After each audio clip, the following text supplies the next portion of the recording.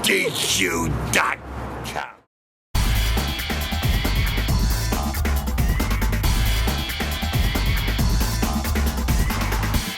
Greetings to everyone out there in the NoDQ galaxy. Welcome to NoDQ video here on NoDQ.com and the YouTube channel. I have your questions, so let's go ahead and get started today. First one comes from Mr. Yuck. If rumors of Eric Rowan's injury are true, do you think he took his TV right off like a champ on SmackDown Live? What happens for Harper? A singles push? Wait on the sidelines? Hashtag NoDQ turns 20. I think he really showed a lot to WWE management, the fact that he gutted it out and he went out there, did the match, and still took some bumps. I think that that will put him in good graces with management. I've seen some people concerned about his future since this is his second bicep injury, and that can be some concern because we've seen wrestlers in the past that had repeating injuries and they had to retire as a result of it. Biggest example would be Del Wilkes, aka the Patriot. With Eric Rowan, I think him going out there and gutting it out, like I said, doing the match, I think that that will help him as far as the company remembering that and wanting to use the guy because they know he's reliable. We'll see what happens. We'll see how he bounces back from this, how long he'll be out of action. It's believed he'll be out around 5 months, 5 to 6 months. That was how long he was out for the previous bicep injury. Maybe if he's not able to return on a full-time basis, WWE finds something else for him to do. As far as Harper and his future, there's a lot of possibilities. Maybe we'll see him finally get a big singles run on SmackDown Live. I would hope that WWE has something planned for him since he is perhaps the most underrated guy on the roster. Somebody who consistently puts out strong performances but doesn't really get the push to go along with the effort. It would be nice to see Harper get a nice singles push out of this, but maybe there's something else. Maybe WWE can do a different storyline with him and take him in a whole other direction. And that leads to the next question here, which comes from Chris Dosky. Hey Aaron, could you see Harper come over to Raw and him and Bray Wyatt come to the aid of Braun Strowman eventually to try and battle the Shield? They had a hell of a feud a few years back. Absolutely, and to me, this is what makes sense. When you look at it logically, you had the Shield attack Braun Strowman. Strowman is going to need some backup. As much of a monster that he is, he's in there against three of the biggest stars in WWE working together against him. Braun's going to need some help. Who do you go with? The obvious choice is Bray Wyatt, and you bring over Luke Harper from SmackDown, and you reform the Wyatt family. You start a new chapter of this Shield Wyatt family storyline, which people still remember fondly to this day. That Shield Wyatt family match was February 2014 Elimination Chamber, and people remember that as an all-time classic. Makes perfect sense now to have Bray Wyatt, who doesn't have a tag team partner because of Matt Hardy's injuries, and now with Eric Rowan being on the sidelines, Harper doesn't have a storyline. You can have Harper go back to Raw, maybe do a trade, but yeah, Braun Strowman, Bray Wyatt, and Luke Harper versus The Shield at Super Showdown. To me, that is a very obvious direction to go in, and one that I think the fans will want to see. I think the fans will be really interested in seeing a renewed Shield versus Wyatt family feud in WWE. Now, with that being said, would not shock me if WWE doesn't go in that direction, but you got something right there. Bray Wyatt needs something to do. Luke Harper needs something to do. Bam, you put them in there. They're in a major program, and they're being utilized in a big way. I say go for it. Got this one here from It's the Costanza. Does WWE have to re-landscape their face and heel main roster if they do more shows in Brooklyn? What if they did all their weekly television shows in Brooklyn? They cheer for heels and boo faces. Well, good thing for WWE. WWE doesn't do shows every single week in Brooklyn. I think that Brooklyn is an exception to the general rule. Cities like Brooklyn, Chicago, Toronto, they have the most hardcore of hardcore fans, and those fans like to cheer the bad guys and boo the good guys. And it does happen in other cities, but not quite as much. I think WWE, as far as Becky Lynch is concerned, WWE is banking on the company going to other cities, and in those other cities, she will get booed. And with Roman Reigns, the idea is that in other parts of the country, Reigns gets better reactions, and Brooklyn's one of the worst places for him to do a big match, which is why WWE had to do that big bait and switch at SummerSlam to try and prevent people from crapping on Roman Reigns during that match. I don't know long term where WWE is going with the heel and face dynamic. It has changed to a degree. The traditional baby face and the traditional heel, you don't really have much of that anymore. And it's hard for heels to be heels when they get big pops all the time and the fans like to cheer for the heel. I think part of it is on the fans, but also part of it is on the WWE creative team. I feel if they had come up with more compelling storylines and characters, then it would be more organic and more natural for the fans to cheer for the good guys and boo for the bad guys. Just the way I see it, at least. Next one here comes from NoDQ crew member, Interstate Kyle. Hey Aaron, is Nia Jax injured, or does the creative team just have nothing for her because she hasn't been on TV in several weeks? The official story is that she's just healing up from various injuries, and that could just be a cover. I feel like WWE dropped the ball with her, quite frankly, from the beginning. She should have been booked as a monster, and she was doing those squash matches, and then she tapped out at Survivor Series. It really hasn't been the same. And the idea of her being bullied is hard to believe. I mean, people can obviously make fun of her, but bullying somebody like her, she could kick just about anybody's asses, male or female.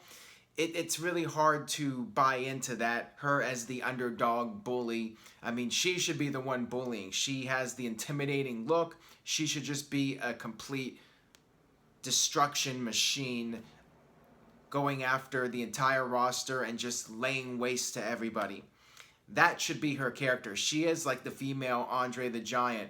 She should be booked that way, and I feel WWE they failed to really utilize her properly.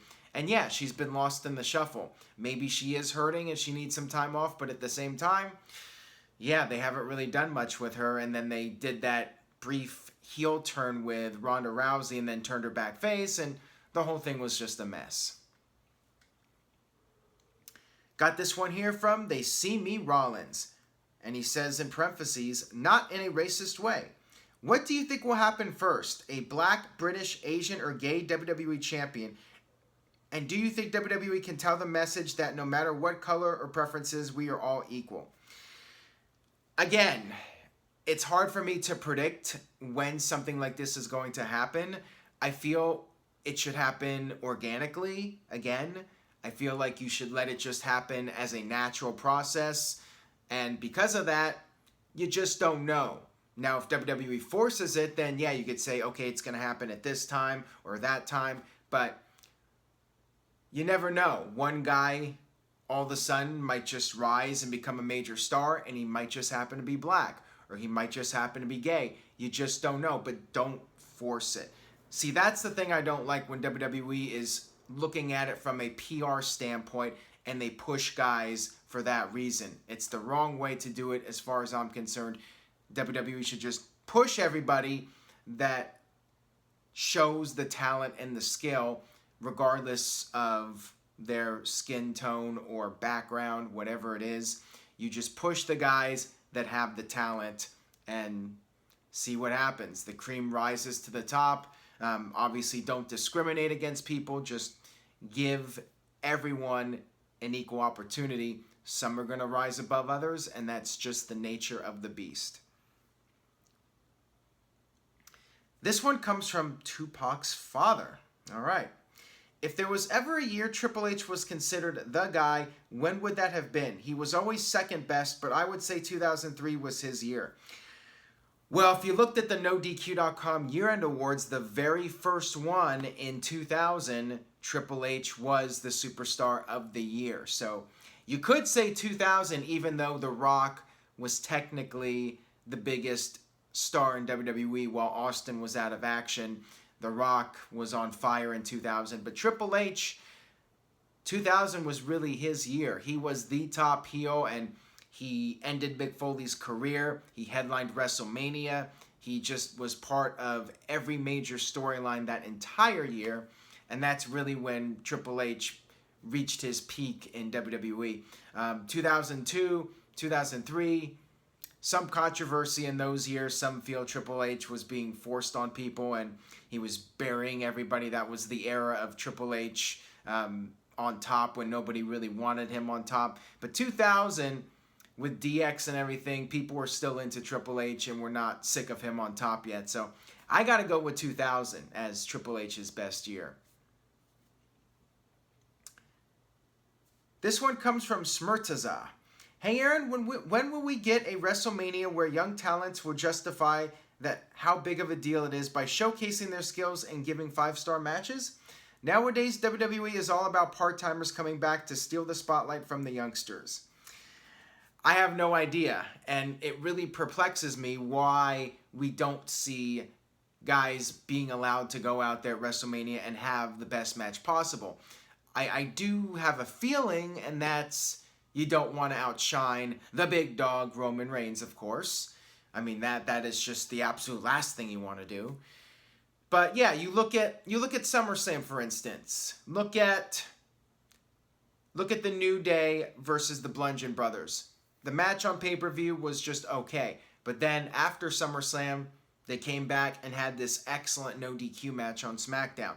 And I've talked about this for years. We've seen it after WrestleMania. The rematch would often be better than the match we saw on pay-per-view. John Cena and Batista, I remember. Chris Jericho and CM Punk.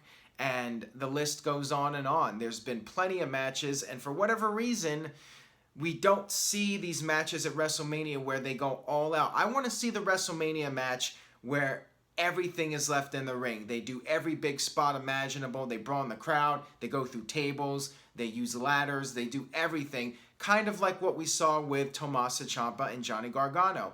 But we don't get to see that at WrestleMania and SummerSlam, and I don't know why. You should do your biggest matches at the biggest shows. So that's something that has really had me scratching my head for quite some time now. Got this one here from Jason Bush. Should a wrestler that unintentionally injures another wrestler be punished either publicly or privately? No. If it is unintentional, if it is an accident, then you don't punish people over something they did not have control over.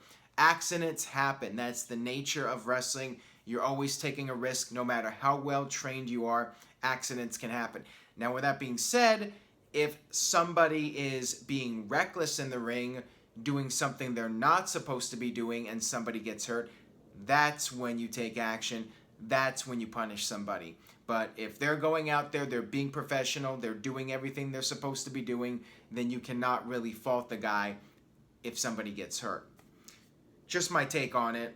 I'm sure some might disagree, but it is wrestling. Accidents can happen, again, no matter how well trained you are. This one comes from Dazad20006. Does Big E remind you of Dino Bravo for his strength and power? Could he be WWE champion one day?